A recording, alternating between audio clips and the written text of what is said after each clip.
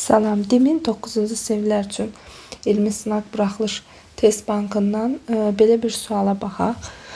Deməli, burada bizə x bir ifadə verib və x çıxı y fərqini istəyir. İfadəyə diqqətlə baxmış olsaq, x kvadratı çıxı 2x y üstəcə y kvadratı bizə x çıx y-in kvadratını verər. Üstəgəl 10x çıx 10y-dan onları mötərizə xaricinə çıxartmış olsaq, 10 vurulsun x çıx y qalanlar üstəgəl 25 bərabər 0. X çıx y burada da var, burada da var. Sadəlik üçün x çıx y-i bir t ilə əvəz eləsək,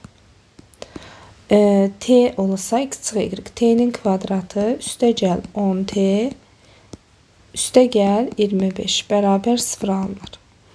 Bu isə bizdə 2 həddinin kvadratının düsturudur. Yəni t üstəgəlinsin 5-in kvadratıdır. Bərabər 0-a. Çünki burada deməli birincinin kvadratı, birincinin ikinci hasilinin 2 misli, birinci 2 misli demək ikinci üstəgəl ikincinin kvadratıdır. Yəni t üstəgəl 5-in kvadratıdır. Bərabərdir 0-a. Bəs nəyin kvadratı 0-dır? Əlbəttə ki 0-ın. T üstəgəl 5 bərabərdir 0-a. T də bərabərdir.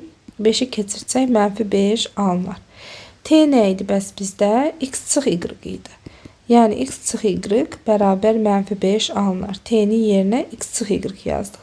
Cavab oldu A variantı.